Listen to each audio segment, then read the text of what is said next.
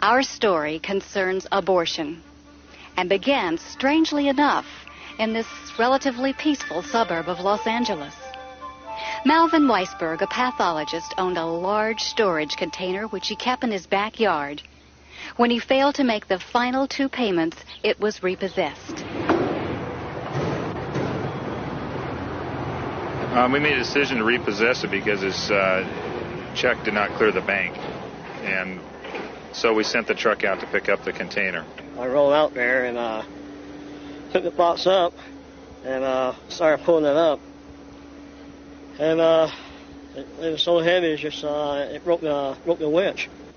And we couldn't get it off the trailer, so we had to leave it on the trailer because it was too heavy.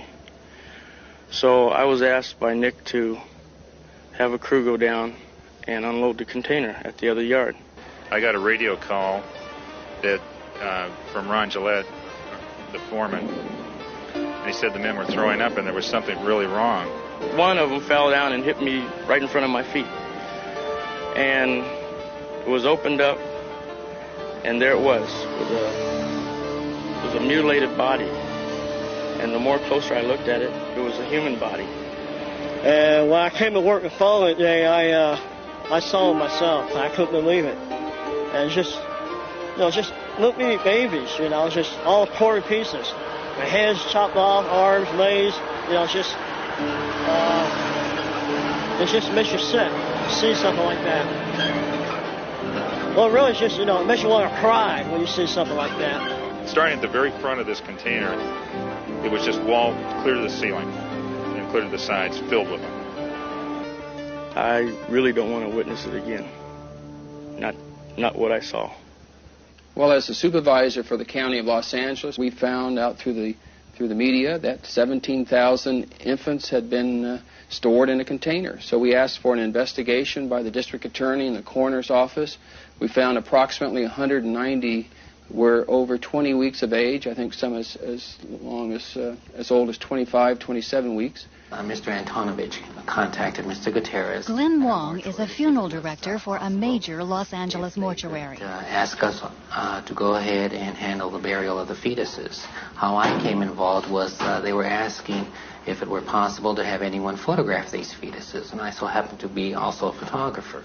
How many fetuses were actually involved in the autopsies? There were approximately about 44, if I'm correct. And why were the autopsies performed? They were to find out why, or what was the reason of the cause of death. That wasn't apparent?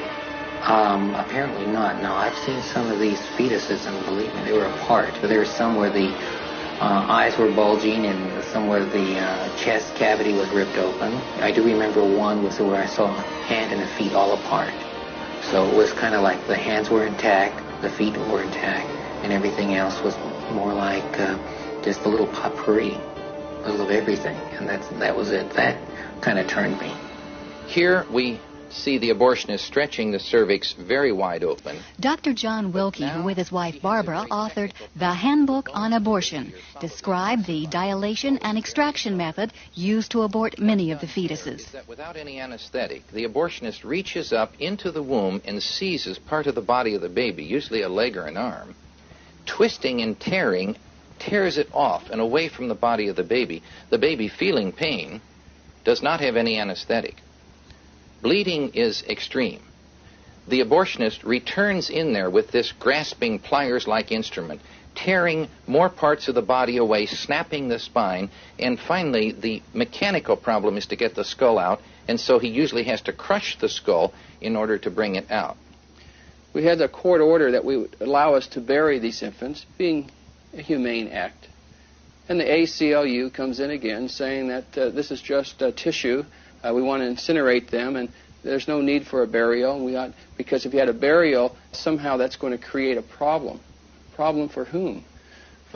And at that time, I think everybody there realized this was wrong, that it was really wrong. Everybody standing there felt that way. Even the coroner's office, I could sense that they were treating this like they were dead people, and they are dead people. That's the way everybody treated it. Evidently, the ACLU doesn't feel that way. And then transferred it all into the original container And as I understand, it's still up in a county yard someplace. Is it refrigerated? No, it's in a steel container. And how long, do you have any idea how long it'll be there? I don't know, but it's been 2 years now, so who knows? Although the discovery of 17,000 fetuses in a trash container is not an everyday occurrence, it is an event that should surprise no one. For every 3 days, an equivalent number of fetal children are disposed of in this country. 17,000.